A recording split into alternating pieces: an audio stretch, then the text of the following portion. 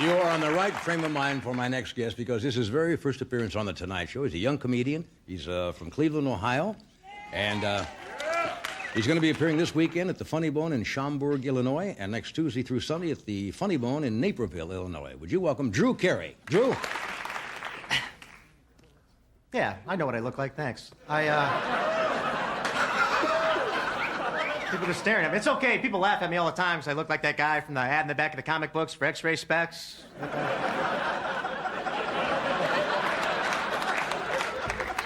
So, I'm glad to be here, man. I'm in a great mood. I had some terrible news in the mail lately. I got my high school reunion coming up. I don't know if you've ever been to one of those. Don't go. It's too much pressure, man. That's a lot of stress, high school reunion. You get that letter in the mail, and right away you feel like you only have 6 months to make something of yourself. Like, come on, 7. Daddy needs to lose weight and get a new career. Come on. I'm the only one that still looks like his graduation picture, though, so I'm pretty happy.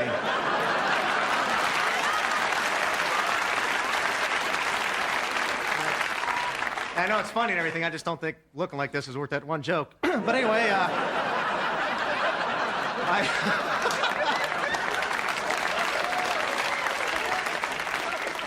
yeah, it's gonna be in the springtime in Cleveland. That's the worst time to be in Cleveland because you know why? People hate the winter so much in Cleveland. In the springtime, they always say the same stupid thing over and over. Every time it rains, there's just cruddy out. They always go, "Hey, at least it's not snowing today, huh?" All through the Midwest, man, these people are so excited there's no snow. They just, "Hey, not snowing today, huh, pal? Pokey poke, poke, poke." And then they poke at you like they're letting you in, some kind of big thing, you know.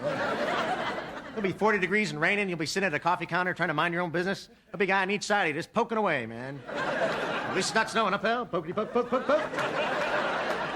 He's right, could be snowing. Poke. Hey. People always say that to you like it's the worst thing that can happen to a guy. Like, "Hey, Drew, how come you're limping?" "Well, I was laying around the house, naked, playing with fireworks. I accidentally blew off an M80 in my lap." "Wow, at least it's not snowing, though, huh?"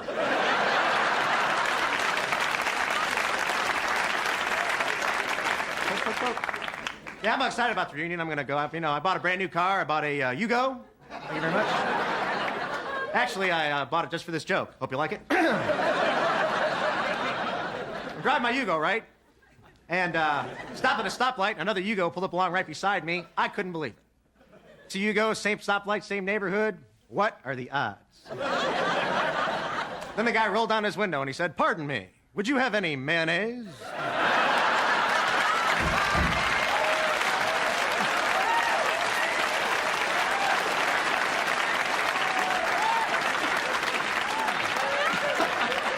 But of course, I had a little packet from Arby's. Here you go, pal.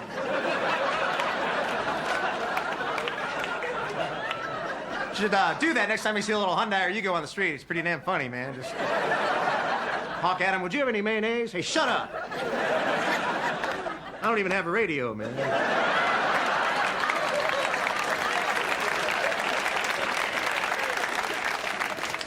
I drive around Cleveland a lot. You know what? There are a couple of my neighborhoods. When I go back there, there's like 3 new drive-through liquor stores in my neighborhood. I can't believe it.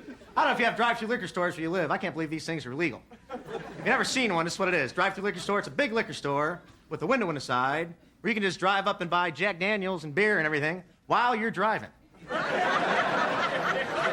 Yeah, great idea, huh? Just the thing for that drunk driver who's constantly on the go.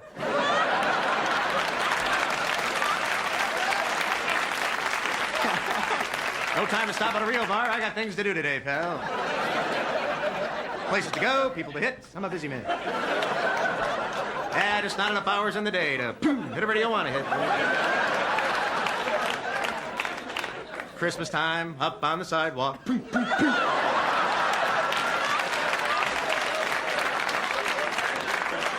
At least it's not snowing, up, pal.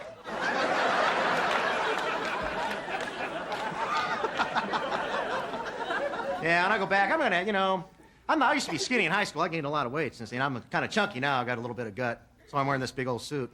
If I put on a pair of bikini underwear, you know, I look like a Bartlett pair with the rubber band wrapped around the bottom.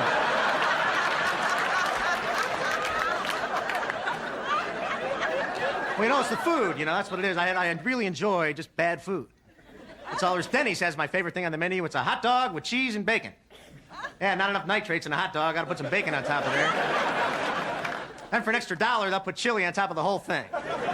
For people who don't care anymore. You know?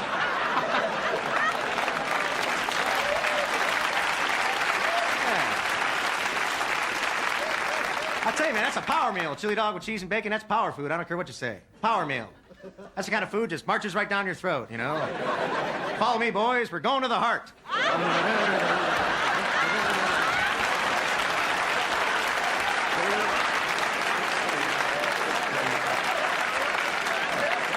What is that, lettuce? Get the hell out of my way,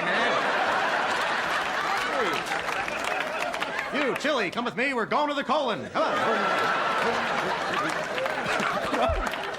Quick, before he gets home. Come on. Quick, before he gets home. Not even kidding around about that part. You eat a chili dog from Denny's, man. It's like a race with the devil to get back to your house, man.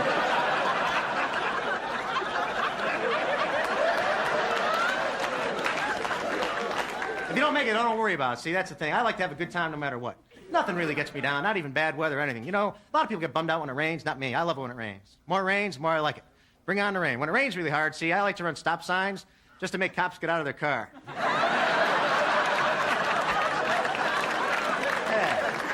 Hey, hell with them. I got the money. Get out, man. Why make the money if you can't enjoy spending it?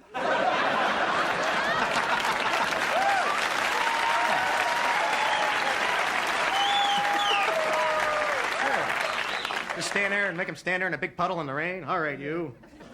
You know why I stopped you? Yeah. You know why I ran a sign? Thank you very much. Appreciate it. Thank you.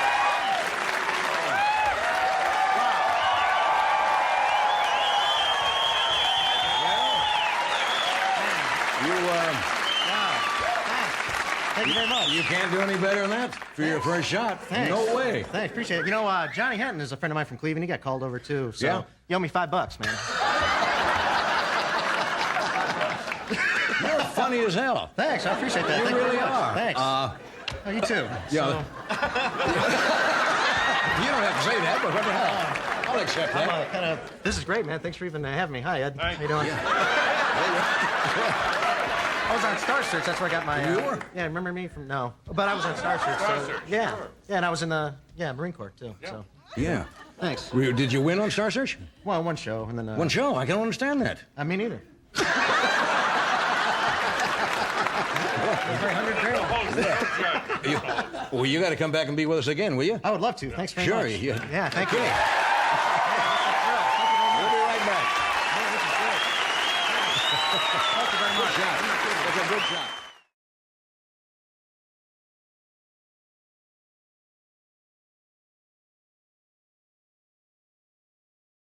Here we are back at the show.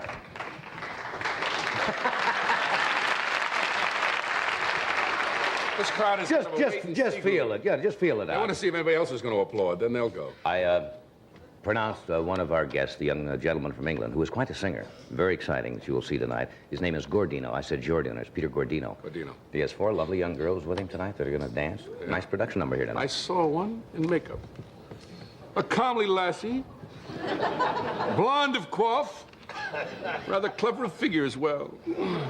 Oh, yes. Doc's going to be appearing this Friday, Saturday, and Sunday. Like you didn't know. Up at Magic Mountain. Yeah. With the Now Generation Brass and Today's Children, with the whole show. That he has successfully taken around the country and made a bundle with. I'd like to mention that I'm going to be appearing at Buffalo. What? It'd be nice if you'd mention I'm going to be at Melody Fair in Buffalo this weekend with my act. You be in Melody Fair in Buffalo. New York? Buffalo, New York. Yes, they haven't moved it, have they? No, Buffalo. You're going to... What are you going to be doing this weekend? Well, now that you bring it up, I open Las Vegas Saturday night. Well, Did you there know that? are. We can mention all that. I do. Freddie DeCordova will be back here. Right. No, we open for 2 weeks at the Sahara Hotel Saturday night. You're going to be in Buffalo, Doc. It's nice, everybody. Nice to know we're all working. Did you see the Patsy Awards last night? No. They have a show, I guess it's televised nationally, called the Patsy Awards every year, where they give awards to outstanding animals, which strikes me kind of funny. I don't know why. That have been in motion pictures or I guess television the past year. And tragedy struck last night. I don't know whether you knew it right afterwards. Well, Ben the Rat won. Did you know that? Ben the Rat won an award. Whoa. And before he could accept, Morris the cat ate him. And then Morris was chased up a tree by a dog by the name of Farouk, that also won it. The whole thing was a shambles. Betty White and Alan Ludden cried for a couple of days and just dissolved on them. Billy Graham, I like to count as a good friend. He certainly needs no laborious introduction. For the past, I guess, almost 2 decades, he has brought guidance and comfort to many, many millions of people of all faiths. Would you welcome, please, evangelist, author, educator, Dr. Billy Graham. Well, that was quite a monologue, and I appreciated one thing about it. You've been reading the Bible, I see. You knew about the commandments. Yes, I know. You know, I would sound awful, but if you ask me to name all 10 of them right now, and this probably sounds terrible, I would probably leave one out somewhere. Oh, I think you could think of all of them. Yeah, because all of us have broken all of them. So I think we could figure them out. Do you think everybody... Everybody has broken every commandment, yes, sir. The Bible says if we break in one point, we're guilty of all. Oh, I see. And then when Jesus came after Moses, he explained that the 10 commandments can be broken in your heart by thought and intent. So in that sense, we're all guilty, and that's the reason the Bible says that everybody's a sinner. Even Ed is a sinner. Well, that Comes as quite a surprise. they could add, if there had been room on the tablets, they'd have put 4 more commandments on for him. Are you able to quote? I'm sure you are. I know some people who have memorized the entire Bible. I'm sure you have. No, I have not. Run across people that can do that. I have memorized parts of it, but I met a man in Africa, an African in Nigeria, about 15 years ago, that had memorized the entire New Testament in 2 languages, English and his native language. Well, that is incredible. And I have met a number of people, not in America, but I've met a number of people in foreign countries that have memorized the entire Bible. I met several in Korea last week that had memorized the entire New Testament. That's incredible. That It is requires incredible. some kind of almost special And there are, memory. you know, and yet it's not so much because there are less words in the New Testament than in the average Sunday edition of the New York Times. And you know, many people read the New York Times through every week. I Well, hear you could read people that you could do. read the New Testament through every week if you wanted to. I didn't realize that. Do you like what they have done? Do you like the modern interpretations of the Bible? And I read that they're working on a now more or less an updated version of the King James. Yes, there are a number of, in fact, there's about one version, I'm told, a week coming out. Right. Some biblical in various scholars seem parts to of the feel world. that it loses, I guess, something in the modernization. Well, it does in some areas, but in others it makes it clearer because you see, when Jesus and the other people in the Bible were speaking, they spoke the language of the people. We no longer speak that King James Version language, Elizabethan English. Mm-hmm. And many people don't understand the Bible just because they don't understand that language. It's no longer the language that America speaks, no longer the language that Britain speaks. I have people in areas where I come from, in North Carolina, up in the mountains, that some of them still speak Elizabethan English. Is that true? And some of those old hillbilly songs that we have are really from the old Scottish songs of 200 years ago. You just mentioned Korea a moment ago. You've just been overseas and in Korea, and I understand the crowds were the largest you've practically ever played to in your life.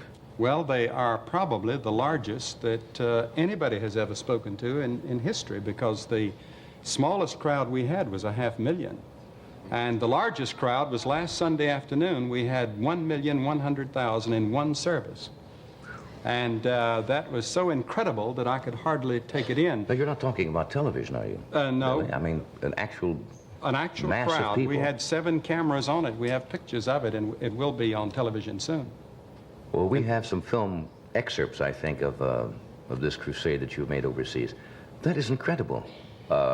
It's got to be a overwhelming feeling to Well, a stand up in front of a historian crowd told that me large. the other day that the nearest that he knows in history was Dwight Eisenhower when he went to India in, I forgot what year, I think it was 55, and had about 800,000 that he spoke to. at one time. But this crowd was electronically counted.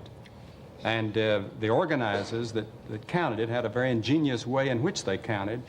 And so I would say it was fairly accurate. It might have been under or over. Some people thought it was over, some under. But it was somewhere in the neighborhood of 1 million people. That's incredible. Can we show some of these? We have a short film clip here. I believe this was shot in Seoul, Korea. Seoul, Korea, that's correct. And I haven't seen this film. Billy, you can comment on it. That is our arrival at the airport. My wife and I are arriving at the Seoul airport about 2 weeks ago. And that is my wife. And they came out with all their flags, and a choir sang. They Was had this your government first, officials. No, I was in Korea during the war, the Right. Korean War, about 22 years ago, and spoke to people. Now, these are people here that when all-night prayer meetings, they stayed up all night to pray, and every church in Korea has a prayer meeting at 4:30 in the morning. And the Korean church is growing. Now, there's my wife and me in the plaza, which is 1 mile long, a paved strip, 1 mile long and about 1/4 of a mile wide, and we're talking on the day before the meetings begin. That's where the people are going to come, and they've marked it off so they can count the people. You I see, see, each that's area right. there seats 4,000 in each square, and they marked it off so they count. Now, this is the last day where the Good million heavens. people, now it fades into the background, the millions. They're in an airplane taking this quite some I can distance see the out. crowd right in the middle. And these are the people gathering. They started gathering several hours early, and in fact, many people were there all night. Thousands were there all night, spending the night so they could get a front seat. And they sat so close together. These Look are at the people still mass of coming together. humanity. And it was a fantastic sight for us. I had never seen so many people together anywhere, of course, in the world, and it was very much like talking on radio, because the people couldn't see me, and all I could see was a mass of faces, and that goes on for 1 mile in each direction. Is that the interpreter now? That is the I see. interpreter. I say a phrase, and he says a phrase. I say God is love, he said God is love. I say God is great, he says God is great. And we go 1, 2, 1, 2, that quick. And he is very fast and very good. And the people listened, and they responded.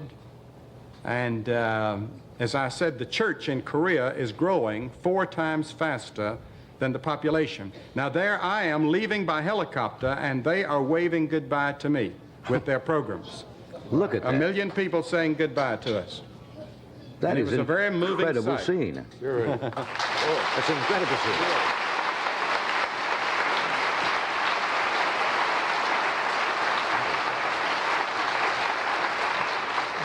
There's a great religious revival on all through the Far East. And That's as a interesting. matter of fact, I think the center and the gravitational center of Christianity is shifting now to the Far East. And this is happening in areas in Japan, in Thailand, in the Philippines, in Indonesia, more in Indonesia than any other country. How do you account for that? Well, Christianity began in the Middle East. It went to North Africa, Right. then it went to Europe, then it shifted to America in the last century, and now it's moving to the Far East, where it's never had much Right. of a grip. Well, they say history runs in cycles, and they're like all major countries have their particular decade or That's right. generation, and it revolves in kind of a historical cycle. Well, my wife was born and reared in China. That's what I heard. And she had never been back to the Far East since then, since she was 17. And it was a very moving experience for her. She went to school in Korea, up in the North Korea, in Pyongyang. And it was a tremendous thing to see those people and the dedication and the discipline. They study. They get up early in the morning to pray. There are 1,500 Protestant churches in Seoul alone. And it's unbelievable what's happened in the last 5 years. It was an incredible film. Let me interrupt for a second. Forgive me, but we will be right back after this word. Welcome back. We're talking with Dr. Billy Graham. I always look forward to your visits on our show because I feel I can ask you questions, personal questions, which I'm sure a lot of people would ask around the country, and I always try to project myself and what you must be asked as you travel around. Do you ever think about death at all? I mean, does any fear of it? You read about so many people nowadays that seem to be so uptight about it, and I saw a program the other night about it where doctors were trying to prepare. Doctors had no preparation in how to treat patients that were, for example, terminal, and they found that people went through various stages about death. But I wonder, as a healthy man, we all think about it occasionally, but I wonder if you ever think of it and have any fear of it. I think we think about it a great deal, Johnny, more than we admit, because the University of Louisville did a study some time ago of university and college young people, and the #1 subject that they think about between the ages of 18 and 22 is sex. And I believe it was about every 3 to 5 minutes they think about sex.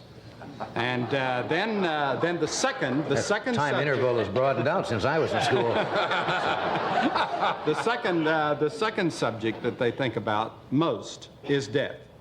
And that comes about every 4 to 5 minutes. A person at that age level thinks about death. That's incredible. And the suicide rate, for example, among students, as you know, is very high throughout the world, in Japan or in Sweden or in the United States, all over the world. And young people do think about death, as well as older people. And it's going to happen to all of us, and yet we hate to face it. And I think that the subject of death has been suppressed in our generation, very much like sex was in the 19th century, the discussion of it. We buried it. We made out like it didn't exist. Well, I got in some trouble a few weeks ago because with the morticians around the country, because I was talking about death and the fact that we tell children that the grandfather has just gone away and he is sleeping and so forth, rather than telling children exactly what does happen and about the high cost of funerals and the pomp that goes with it, and they kind of got on me. But you know, the fear of death is gone when a person, when I found Christ as my Lord and my Savior, the fear of death was taken away, and now I'm just as certain that when I die, that I'm going into another world that's just as real as this one, that it's helped me to face life here and now. That was my question. What do you envision after That's death? right. Well, I envision heaven. And I'm not going there because I've preached to a lot of people. I'm not going there because I've read the Bible. I'm not going there because I'm good. I'm going there because of what Christ did for me on the cross. I'm saved by the grace of God. Now, the word grace carries with it the idea that I don't deserve it. I can't buy my way. I can't work my way. I'm a sinner, just like you, and just like Ed. And you folks. Excuse me for interrupting. It's terrible. I hate to stop when we're just starting here, but please stay with us, and as soon as we get this out of the way, we'll come back and continue. And now a word from Doc about the American Motors Gremlin. Welcome back. We're talking with Billy Graham. Well, you were right in the midst of talking about when people die, rather than use the euphemism passing away or gone to your just reward. The correct word is die. So you have no fear because you've accepted, you said Christ is your Savior, and you have absolutely no fear. But when you said, and I think it may sound like a childish question, but I think even adults ask themselves, you envision life somewhat as it is here on earth, and that's very difficult for the average person to visualize at all. I think that's the only thing, the only point of reference really that we have to go by is on earth, because we don't know. The Bible teaches that we are going to have a body, and it's going to be a body like that of Christ. The Bible teaches that the ultimate goal of the true believer is going to be a place called heaven or paradise. It's not going to be a place where we sit under palm trees and have a beautiful girl fan us, as some people envision heaven. It's going to be a place where we work. And I think that we are going to be able to go from planet to planet and from one part of the universe to the other, and I think we're going to be able to go as fast as thought. And I think we're going to have other worlds to conquer. We're going to have tremendous enterprises that we're going to do on other planets. And I think there are many indications in the Bible about this. We're not going to go and just sit down and rest and relax. Now, the first few years, I'd like to rest a while and play a little golf. Sure. And I hope they have golf balls and they have a great course. up there. They have a great course. Because I'll miss it if we don't. But I asked my wife one day, who's a great student of the Bible, I said, Ruth, do you think there's going to be golf in heaven? She gave a marvelous reply. She said, if golf is important for your happiness, it'll be there. Can't argue with that. Do you also envision, for the sinner that, say, doesn't accept in the Christian religion Christ as your Savior, that there is purgatory, per se? Do you think there's that kind of a God that would condemn or damn people? But when children grow up, you know, they are told this very often. You be good, you go to heaven. And that's the child's concept of heaven, is sitting around on a cloud. Mm-hmm. If you are bad, you will be punished. And that's kind of a frightening concept for a young mind to grab a hold of. It is frightening, and it should be. I think that the Bible says the fear of the Lord is the beginning of wisdom. And we have a false concept of God. God is a God of holiness. He's a God of righteousness. He's a God of judgment. And a person who faces Christ straight out and deliberately rejects him, that person is in a totally different category than the person in the middle of China that never had a chance and never heard. The person who deliberately rejects is going to pay a fearful price. Now, Jesus used a number of words to describe it. So does the Old Testament. The prophets used it. It's called punishment. It's called condemnation. It's called Hades. It's called all sorts of things. Whatever it is, and I'm not prepared to say what it is, but what it is, it's separation from God, and that in itself will be hell. Because you take in this life, if you live this life totally separated from God, from all love and all joy and all peace and all satisfaction, that would be hell in this world. So in a sense, the person who doesn't know God here is already, in a sense, in hell. And that will be extended into the future life, according to the Bible. And I think it is something to contemplate. I think that we're taught that fear is very important. I teach my children that to watch out for rattlesnakes, because we have a lot where I live. I teach them to be careful in traffic. My son flies an airplane. I always say, be careful when you go up there. I want him to have a certain amount of tension and fear as he's flying, so that he doesn't have a wreck and kill himself. And there is a legitimate fear, and I think we should face squarely who God is and what he demands of us. Do you feel sorry for people who espouse the atheistic philosophy and live their life and say, all right, I'm not rejecting God, they just live their life as if God does not exist, and they go their way and do their thing? Well, I would, 99% of the American people say they believe in God, according to the Catholic Digest. But there are millions of what I would call practical atheists. They say with their mind they believe in God. Something inside says, well, there must be a God, but they live as though there is no God. And so in a sense, that is a form of atheism. And to those people, I think that's a very dangerous life. Yeah. Can I ask you a personal question now? And I'm not asking this as a shock value, because I'm sure as someone who goes all around the world, you're from that. Have you ever seen an X-rated movie? I don't mean that to put you on the spot, but it's so much in the news, and it has so much to do, a lot of people think, with morality or a lessening of morality in the country. And I just wondered, as somebody who preaches the gospel in your line of work, that you would have to see it to be able to be informed. Well, I have seen several R-rated movies. I saw 2 in a hotel where you call down and order room service, and they turn it on your television screen. I didn't know that. And I went to see. I saw one with my son in London. He wanted to see one that he said was a marvelous picture about motorcycles. And it was called The Mechanic. I found out that it had nothing to do with motorcycles. And it was AAA rated in London. That was supposed to be excellent, but they killed people in every way possible. I think that you can kill, and people died in every way possible you can die. And the the R-rated in this country, I think, would come from the violence rather than sex. There was no sex in the picture. Right. Would you say... No, I don't make it a practice to go see. Oh, I didn't mean it that way.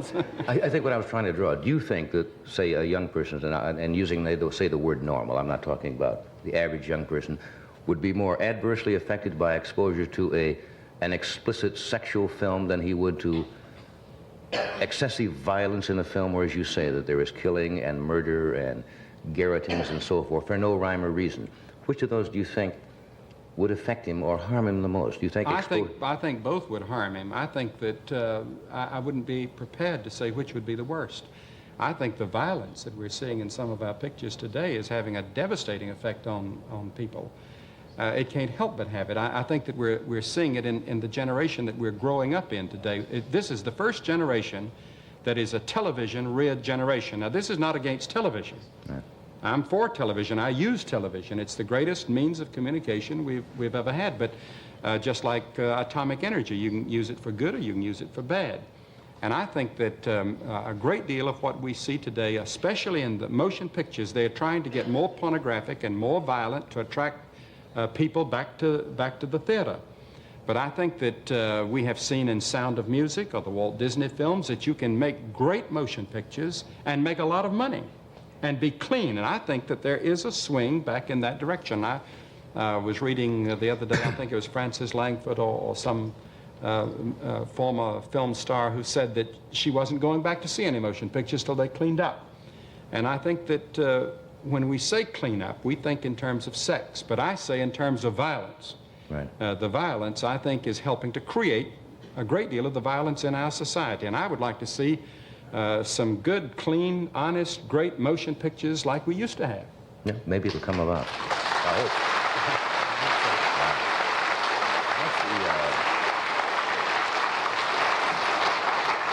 You know, if you want to see a good movie now, you have to wait and see something on the Late Show maybe, and see something that was made about 25 or 30 years ago. They're all playing, too.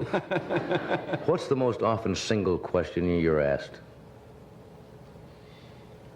I suppose that the one that I would be asked the most is, how do I find God?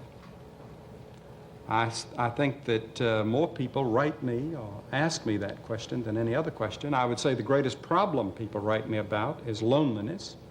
I think loneliness is probably the greatest problem in America as far as the psychological problem that people face. From both young and old? From both young and old. You can be lonely in a crowd, and psychologists have begun to call it cosmic loneliness. In other words, I can be in a party, having a big time, and all of a sudden, for just a moment or two, there sweeps over me a sense of loneliness. And I personally believe this is a loneliness for God. We're made for God, and without God, we have a loneliness. There's a dissatisfaction, and we never find it, no matter how powerful or how rich or what pleasures we have. There's something empty there that only God can fill. You were just telling me during a break your schedule coming up, which is incredible. You leave tomorrow, I believe, for Atlanta? Yes, I'm going to Atlanta, and we open in Atlanta next Monday night in the Atlanta Stadium where the Falcons and the Braves play, and we'll be there for a week.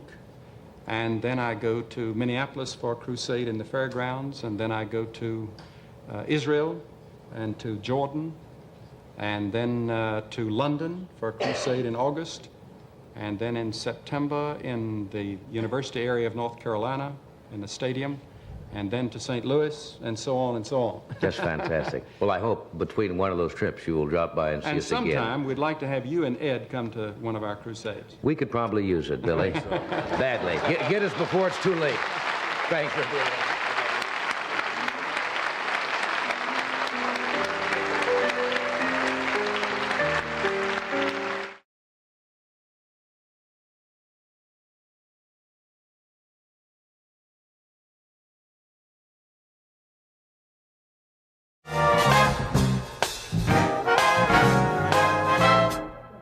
Tom, Dick, I know you fellas going to work tonight, right?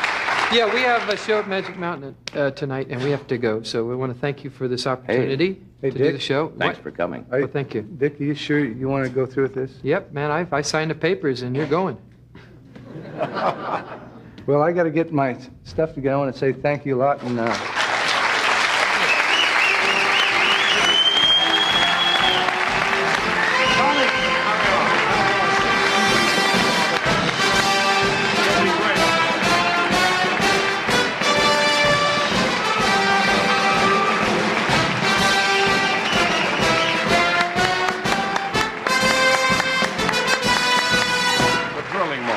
you better introduce somebody. You're going to be just alone, and you're no good alone. Mr. Baseball is with us. Hey. Mr. Baseball, Bob Uecker, who has a career in Major League Baseball second to none, and I mean that. He's now a broadcaster for the Milwaukee Brewers and one of the three announcers on Monday Night Baseball. Would you welcome Bob Uecker?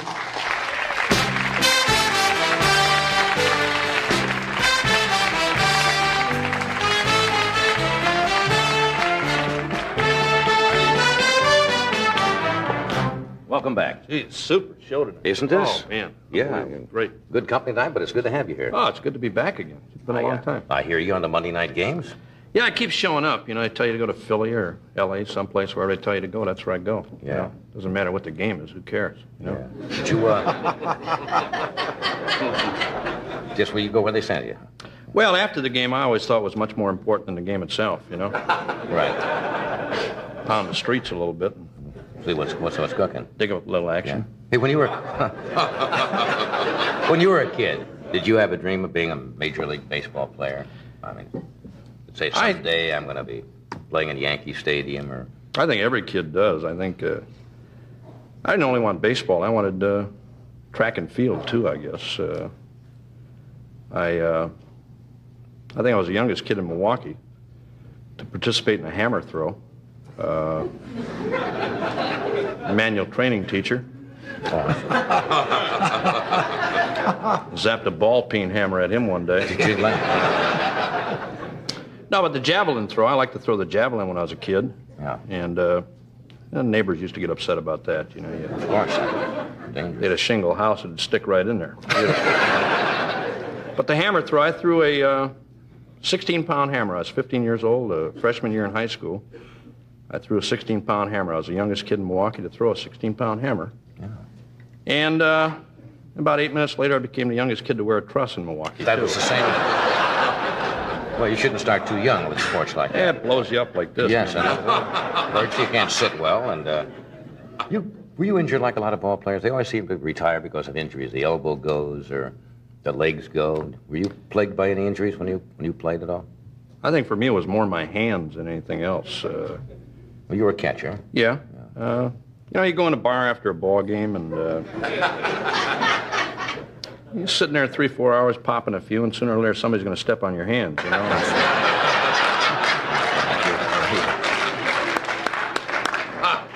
Never thought of that. Infected earlobe. Makes your head lean over a little bit. You're vulnerable to the inside pitch, you know. Right. You have to watch all this. Take one up in the coconut once in a while. Right. Did you ever do any commercials like the ball play? Now, that's a big lucrative business for ball players. They can make almost, you know, a top star can make almost as much on television, I understand, on commercials as he can from playing baseball. I think the thing that aggravates me now about commercials, see Leo DeRocher, Mickey Mantle, Yogi Berra, yeah, doing that, the commercial for Jock Itch, which years ago you couldn't talk about. You know, right. you couldn't say things like that, and Jock Itch was a problem.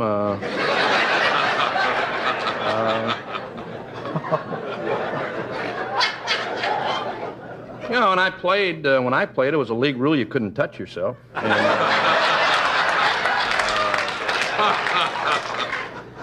I think the guy that... How do you fix your hat? Well, you can't. You know, Mel, Jock Itch is a... Our clubhouse guy used to...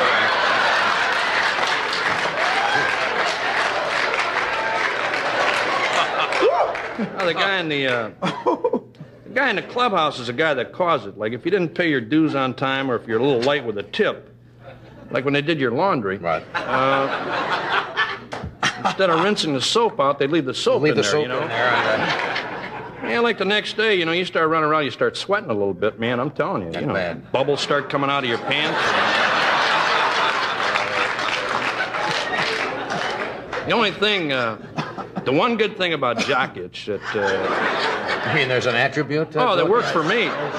Worked for me. You get on first base, and like if you got a little jock itch, you know, which is, it's nothing now, you know, when you get a little jock itch and the first base coach comes over and throws a little alky on you.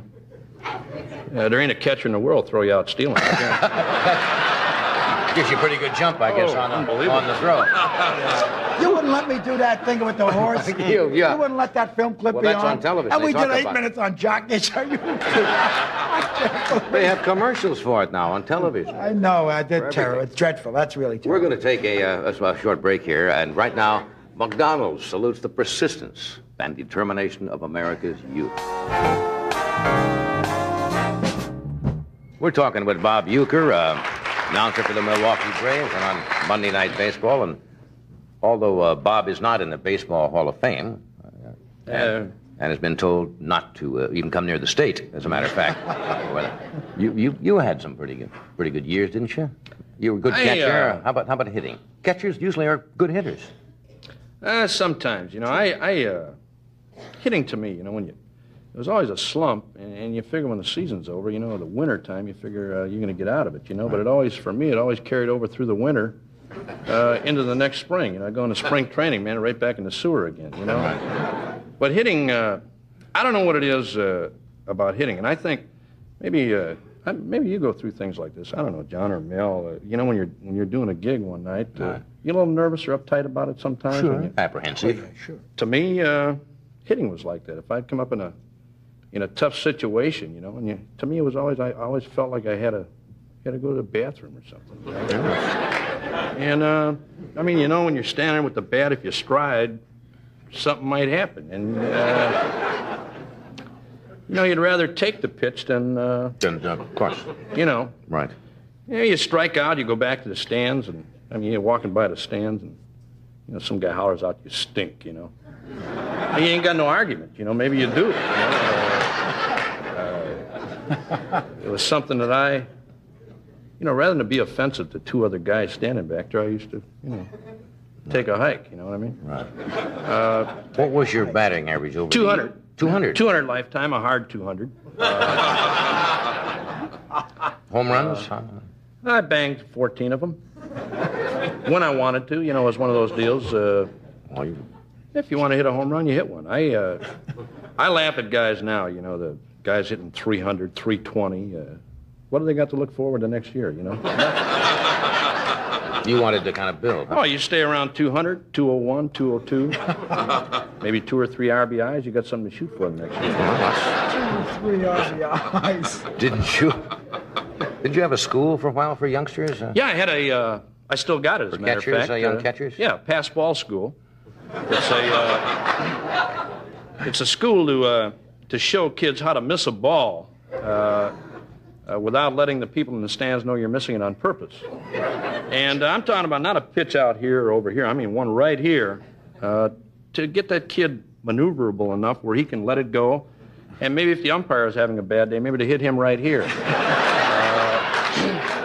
Sportsmanship is the kind of the byword. Oh, yeah, hey. We've branched out now into lacrosse, hockey, polo, and stickball, and then graduation day, we let them all play on one field, and whoever wins graduates. That's a wonderful school. We'll take a break. Come right back.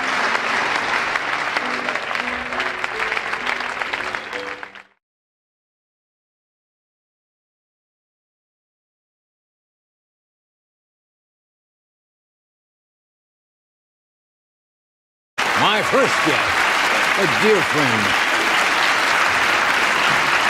A man I've known for some 30 years. I call him Mr. Warmth. He'll be appearing this week, the week of June 6th at the Golden Nugget in Las Vegas, and then the July 4th weekend, he'll be in Bally's at Atlantic City. Busy. How he found time to come by here, I'll never know. Don Rickles.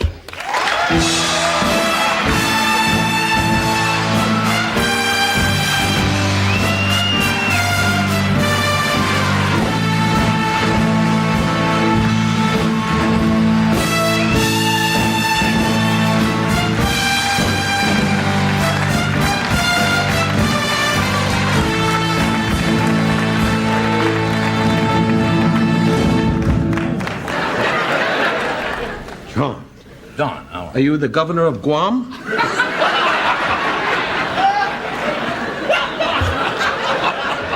Aren't you getting a little older? I know your age. The prom's over. All right.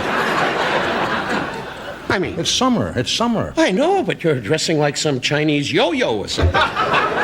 You look like Hong Kong Charlie. Hong Kong Charlie. How you feeling, Ed? Very good, Don. Keep your name alive. Great. Thank you. You got heavy stuff going, but you're a good guy, and you know I love you, Ed. Thank you, Don. I'll testify to anything. I'll go. Of course, I heard the news. You're the new host. I'm so glad. Why? I was backstage. Everybody's packing. It's a year. They got a year yet. well, Everybody, guys say, what are you doing? I'm getting the hell out of here before he decides to come back. Well, where are you going to work when I leave?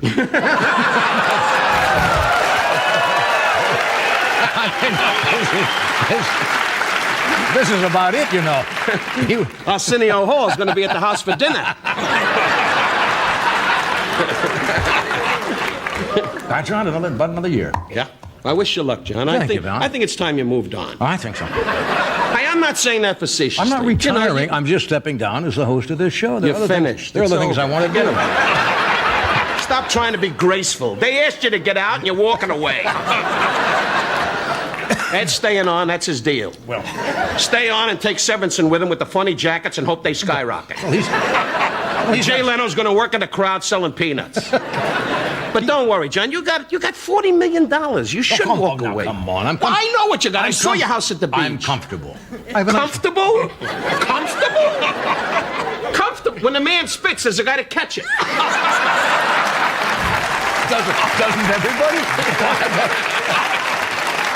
Well, you don't live in East Los Angeles. You're in Beverly Hills. What are you talking about? A small little hovel and we keep small, alive. You know, we don't have what you do. We call you up for dinner once in a while, but you and Alex, you have a place now in Utah or something, right? Yeah. Are these too fast? No. Oh. Now you know why they want to dump them. You ask the man a question, he goes, nobody ever asked me that before. Yes, You're great, though, Ed. You keep leaning over like you know what's going on. That's why he stayed here all these years. Yeah. You're right, John. Charlie Attention. You got it. Has no idea when the show's over, he goes, I was so bored. I just want to get back to my life. Oh. Hello, Bambi? Nah, I kid you, big guy. Have you ever thought now you're getting along in years? Yeah, you're out on the road playing little joints? Not joints. I play nice places. All right. What's that joints? You make it sound like I got a tattoo on my arm with cigarettes under the T-shirt. Well, that's right. Hey, Vinny, you want another shot? But didn't you used to play some of those places? Of course, we all did. No, you came from London. All of a sudden, you're with Alex at the tennis match going, I think it's McEnroe's serve. And I remember you when you sat around with me in New York and went, is it morning? Are you going to start that again? Well, you brought it up. I didn't bring anything up. I didn't say it, you did. All right, now, We're both doing Jack Benny. Why? For God's sake. Okay, they're not dives. You play nice places. Right. Haven't you ever thought saying, hey, that's enough, Barbara? How is Barbara, by the way? Same. I'm sorry. She's a typical Jewish wife. She's wearing the jewelry now and signaling ships. Are we there yet? Now, haven't you ever thought, hasn't Barbara said, hey, Don, you've worked all your life. Why don't you just stay home now and, you know? No, I'm going great. You're the one that's finished. No, I'm not. No. Hey, don't sell me down the river. I'm hot. I'm going with Ed. We're having our own Tonight Show. And then I'm going to get my kid on Star Search and skyrocket. But no, I don't think about retirement. When the audience doesn't show up, like tonight. But I want to say, let me do this, and then we'll come back. Don't beg. It's your show for another year. That's right. And then that other kid comes in with the funny jaw. Yeah, then you're. We'll be right back.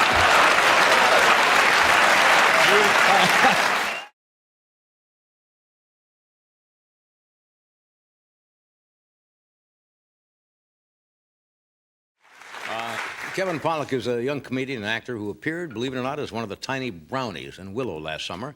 He's now co-starring in a new series on another network, as they say, called Coming of Age, which goes on October 24th, and he appears regularly at the Improvisation in Hollywood. Would you welcome, please, Kevin Pollak.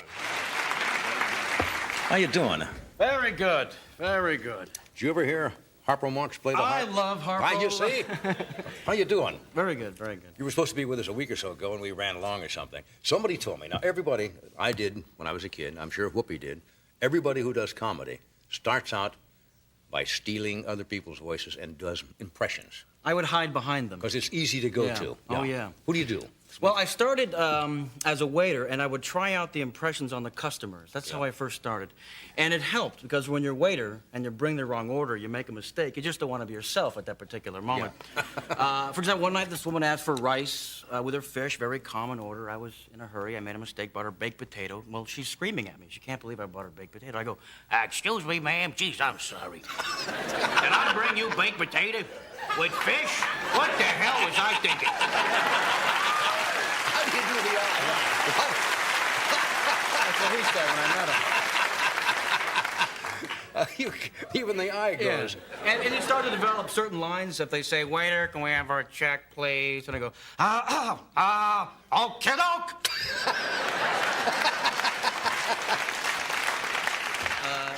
And they made me assistant manager, which is fun, you know. It was just my job to go to tables if there was a problem. I'd bring over a bottle of champagne, only I'd be drinking it. Hello, everyone. Is there a problem with the waiter? Go ahead when that happens. What kind of reaction did you get from this? Oh, they liked it. They liked it. And then, well, a lot of support in San Francisco, where I'm from. Yeah.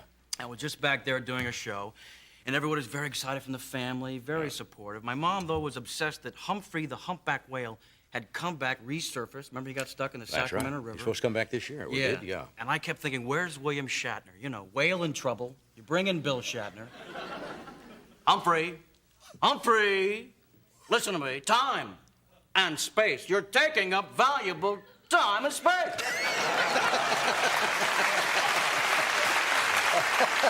Lady, look, I hate to go back and do the Falk again. Well, let me just ask you something, John, if I can. I'm very sorry. I don't mean to bother you, see, I'm sorry. But get some minutes, yeah. That's marvelous. That's marvelous. You got a good ear. Where are you from originally? San Francisco. San Francisco, yeah. home. And it's. Did you ever work on the streets up there or just in clubs? Oh, no, just the clubs. Yeah, because a lot of performers start out on the streets. With the show now, I got to write an episode, so I'm very excited about that. Because my mentors really were Albert Brooks and Woody Allen growing up, watching them. As a matter of fact, John, let me just say, I'm not comfortable. I don't think it's just me, okay? I think it's the suit. You have your own clothing, the Johnny Carson line, very nice. This is the Danny DeVito collection, okay? Nobody's ever done Albert Brooks before. Right. And I finally met him, and this is the day he got the nomination for Broadcast News. Right. And I came in and I said, listen, Albert, congratulations. He knew that I did an impression of him. I said, congratulations on the nomination. Obviously, no one could be more thrilled for your success than I am. And he said, of course not. No one has more to gain from it than you. So it's been fun. The show goes on Monday. I understand. Monday the 30th. Isn't Doc's wife Emily associated? Emily Marshall. She created the show. That's right. And although she and Doc share a life, I can assure you, she's younger and much more attractive. Gee, a two-income family. How nice. Yeah. Albert Brooks. You don't do Woody, do you? Well, I tell you what. Ask me if I want to go fishing. This is my favorite story. Would you like to go fishing? Actually, without sounding a bit didactic, I think it's extremely important we analyze this little request of yours. First of all, I don't like fishing, because you have to pack, and I'm not a real skilled packer. I think I put that in my resume. You might want to check that. And they don't like fish, I don't like any actual form of life where they can be enticed by a worm, with the possible exception of my Aunt Bessie, who married Uncle Bernie, of course, a man with many worm-like qualities. That's marvelous. Good rhythm. Good acceptance for the rhythm. We'll be right back.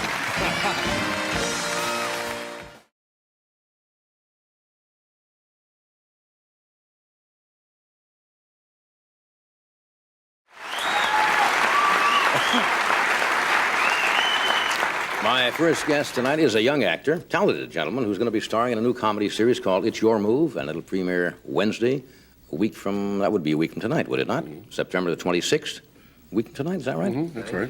At 9:30, what, Fred? 19 and 7, 26. 19 and 7 is 26, thank you.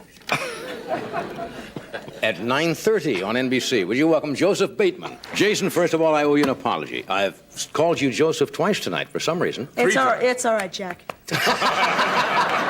And I looked at the card. Freddie came up and says, you mispronounced the young man's name wrong. And I says, right, I got it, and then I did it again. How are you? I'm doing fine. It's a pleasure to be on the show. Thank you. Nice to have you here. Have we met before? I don't think so. Maybe in a past life or something. In a past life? Yeah. You believe that? Let's talk about that. Would you like to do that? I mean, I don't want to get into your religious beliefs, but a lot of people actually believe. I know people who said they were Attila the Hun, or, well, they thought they were Cleopatra, or they were somebody in a former life. I think deja vu has something to do with it. Yeah. Feeling that you... Of course, some people say you're in your subconscious mind when you think of deja vu, and that's why it seems so weird. Yeah. Have you ever had an experience like that where you think you've actually said the same thing or the same thing has happened? You've been there all before? It's weird. You know what they attribute that to? It's interesting. Everybody's had that experience. You say, we've had this same conversation. What the scientists say, anyway, I don't know if this is true, that you really aren't doing that. You're actually about a billionth of a second behind, and your mind is going back. In other words, like we're just talking now, a billionth of a second ago, it seems like it's right now. That certainly clears it up. What? I said that certainly clears it up. Well, it makes sense. Anyway, if you could come back as somebody else, who would you like to come back as? You ever think of that?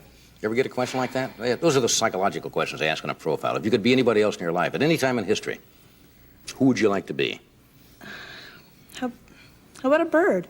Yeah. How about a bird? You get to go to the Olympics free, and you can have any seat you want. I like that. I mean... Go to the Olympics free and get any seat you want. Concerts and... Yeah. You used to be on Little House... On the Prairie. On the Prairie, didn't you? I didn't meet you. That's where I saw you.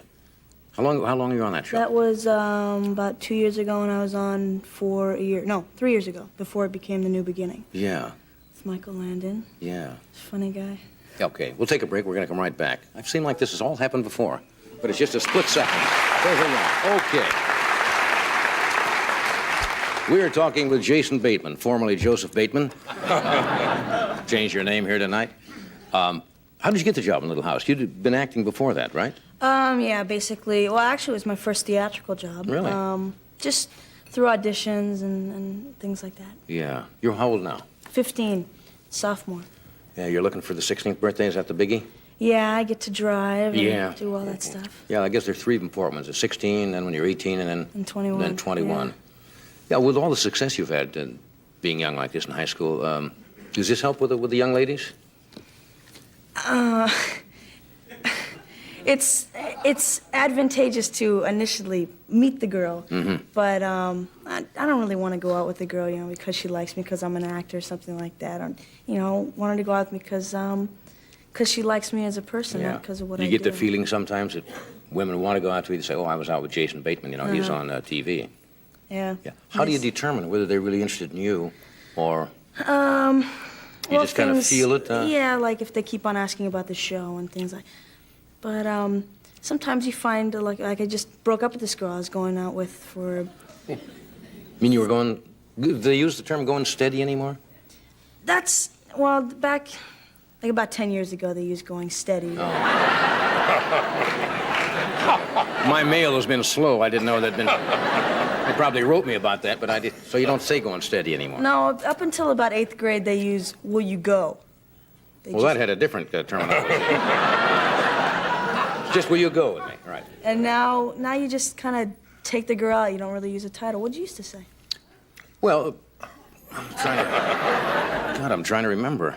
I think "going steady." Yeah, you had a steady girlfriend. That's the one that everybody knew you were going with. Mm-hmm. But the now you bracelet and everything. Yeah, I used to. How'd you know? Yeah, I used to give her the bracelet. What do you give a girl now? Used to be like a bracelet, with those ID bracelets. Yeah. With the big links on it. Mm-hmm. Say Becky Sue. What do you give a girl now that shows that you have some kind of, I don't want to say emotional involvement, but some social, like she's special? I don't know. Just keep calling her. They don't really give. They don't really give material things. Oh. Much anymore. Inflation. You haven't given a girl any gift at all? Well, I like to give gifts, on Christmas and stuff like that means something to the person. Like, I went to New York and I saw something, this girl's really into clowns, so I bought her this little clown. Stuff like that. Ooh. That's nice. See, women like that. They like sentimentality. Do you know that? Women really like somebody who's vulnerable. Yeah? No.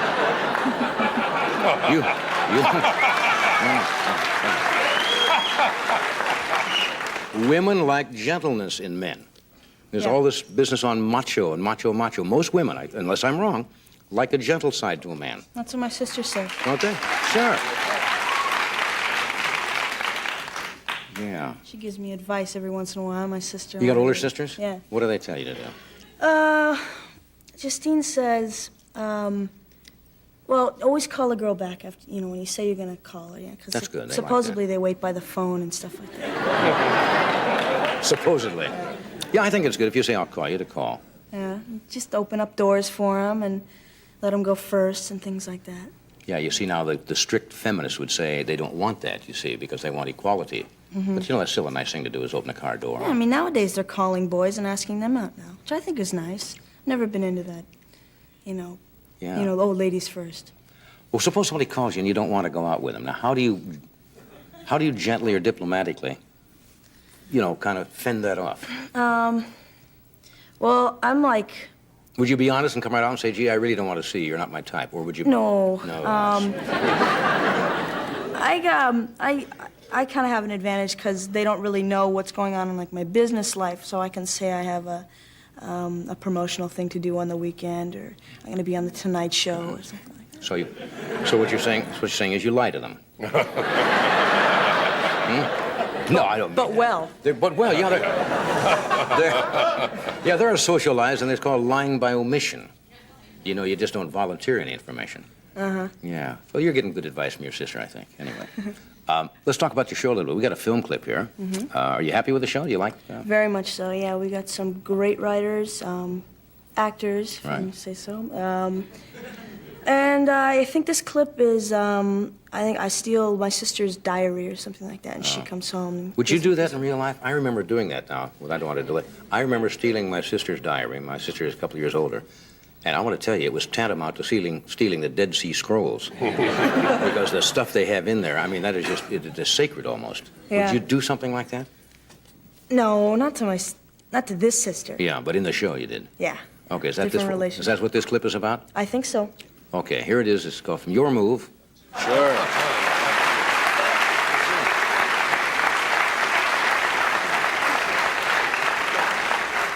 Yeah, if you ever do that in real life, that is big, big trouble. Trouble. So you got one older sister? She's 18, so that's trouble. Yeah, but you can learn a lot. Yeah. An older sister. Well, you're a nice young man. It's nice to meet you. I wish you much success on the show. Thank you. Hope it's a big hit, and I hope you come back and see us again. Be happy to. And I'll remember your name now. It's Jason. Yeah. Thanks for coming. Thank you very much. Thank you, Jason. Jason.